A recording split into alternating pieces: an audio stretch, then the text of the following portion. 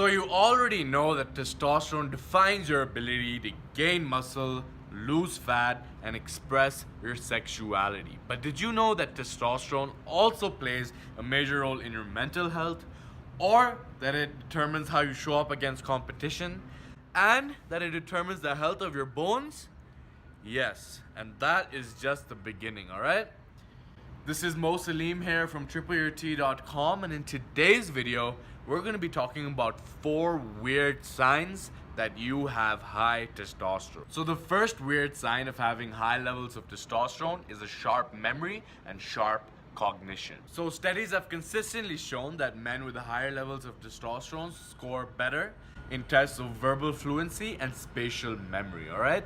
In one study, they actually brought in 37 men and randomly assigned them to receive either testosterone injections or placebo for 4 weeks. And after that 4-week period, when the researchers gave the subjects tests of verbal fluency, the subject receiving testosterone treatment scored significantly better. So how exactly does testosterone impact brain health? Well, according to some preclinical observations, there is some evidence showing that testosterone plays a role in helping prevent brain tissue decay, alright? And there's also some evidence to show that testosterone exerts neuroprotective benefits and protects brain tissue against oxidative stress. Now, these are the reasons why, for example, brain fog, memory loss, difficulty focusing are some of the many manifestations of having low levels of testosterone. Furthermore, research is abundantly clear on the fact that men with low levels of testosterone have a significantly higher incidence of developing Alzheimer's disease, alright? So the first weird benefit of having high levels of testosterone is having a brain that's functioning near peak capacity. Now, the second weird benefit of having high levels of testosterone is a positive outlook on life, alright? In one study, actually this was not even a study, it was a meta-analysis, which means that researchers looked at a bunch of studies, in this case which were 16, and looked at the similar conclusions found between each of these 16 studies, and then came to one simple conclusion that was found common in each one of these studies. And I've said the word studies a lot, but the bottom line is that after analyzing 16 research papers, researchers came to the conclusion that testosterone exerts a significant positive impact on mood. On the flip side, having low levels of testosterone leads to having depression and anxiety and chronic stress and just not feeling good about life, alright? And this is why researchers also found that men receiving testosterone injections or testosterone therapy report significant improvements in their mood within a few weeks to months later, alright? So, if you have low levels of testosterone, or if you're feeling like those Monday blues have turned into like an everyday thing or something like that, then it's likely that low testosterone levels are a contributing cause. And that brings us to the third weird benefit of having high levels of testosterone, and that is an increased appetite for risk. So in one study, researchers brought in a bunch of men and primed them with low levels of power and status. And then what they found was that the men with high levels of testosterone were more likely to engage in risky behavior that was meant to elevate their status and dominance, alright? Similarly, in another study, there was actually men and women were brought in and they were asked to complete a gambling task, alright? And once again, not surprisingly, both the men and women with higher levels of testosterone were more likely to engage in higher levels of risk. Similarly, MBA students with higher levels of testosterone were more likely to choose riskier careers. And if that wasn't enough, researchers actually went on to a London exchange trading floor and found that a financial trader's morning levels of testosterone accurately predicted his day's profitability, alright? So the traders with the highest levels of testosterone were more likely to engage in riskier bets, high risk equals high rewards. So the men engaging in the highest amounts of risks also set themselves up with the chances of gaining the highest amount of profit. So yes, the evidence is abundantly clear on the fact that having high levels of testosterone makes you more likely to engage in risky behavior. All right, now that being said, this could easily go the other way as well. All right, you could engage in a risk and end up losing way more than you thought you would. But at the end of the day, any great feat or any greatness itself is a risk. All right, once you want to reach a level beyond which was seen possible for you or what other people expect of you, there is a number of risky factors involved. All right, for example, if you want to get bigger and gain muscle, you want to go to the gym, then you have to risk looking stupid when you don't know what you're doing the first couple of weeks. All right, you need to get into the rhythm, get into the motion, and figure out how the right way to go about things is. All right, you have to do it wrong to figure out what is right.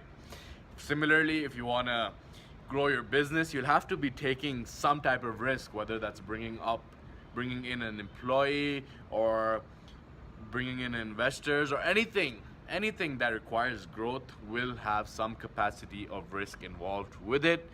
So if you feel like you've been stagnant and stuck in a similar situation for the past few years or so, then it's likely that low testosterone levels are holding you back from taking the risks that would allow you to grow more, be more, and do more in life. And that brings us to the fourth and final weird benefit of having high levels of testosterone, and that is an increased competitive drive. All right, so in one study, researchers brought in a bunch of guys and had them compete in a rigged one-on-one competition in which they were rigged to lose. All right, and what they found was that the men that lost the competition but experienced a drop in testosterone were less likely to choose to compete in the second round of competition.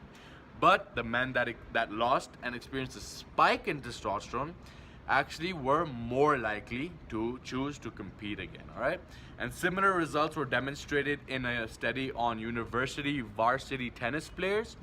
And what they found was that the players with the highest levels of testosterone before a match felt increased positive effects on their mood and were more likely to win the match. And similarly, the players that actually did end up winning their match experienced a spike in testosterone and more focus and drive and motivation before their next round of competition as well.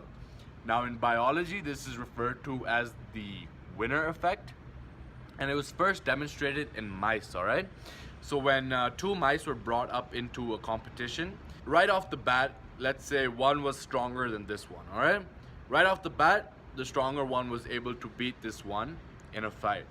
But when the same smaller mouse is allowed to overcome a drugged mouse who is in similar size, he's allowed to overcome him, so it's rigged, and he wins his first round of competition. And then in the second round, if they bring in the same big mouse and the same small mouse who previously won a round of competition, and the small mouse is more likely to overcome the bigger mouse despite no improvement in his overall fighting capabilities. All right, and the reason for this is because when we win in competition, it spikes up our testosterone, and that spikes up our drive, motivation, focus, and determination to overcome the obstacle. All right, and as it turns out, the winner effect does carry over in humans as well. And when we overcome a challenge or overcome a struggle or do something we've never done before or win in competition, then all of these things lead to a spike in testosterone, which leads to a positive effect on our mood, where we're more likely to be engaged and motivated in overcoming the second round of competition as well. Now the thing is that the winner effect could easily go the wrong way as well. And what I mean by the wrong way is that you win too many rounds of competition, it spikes up your testosterone too much, and that eventually impairs your decision-making ability and makes you decide to take a course of action that might be suboptimal. All right, your estimation of your abilities becomes over exaggerated. And there was actually an article I was reading in which media commentators actually cited the winner effect as a possible contributor to the 2008 financial crisis. All right, I don't know if that's true or not, but it's clear how it could be true, because the winner effect is strong, and it could carry over to such an extent as well. All right, so there you have it, 4 weird signs of having high levels of testosterone.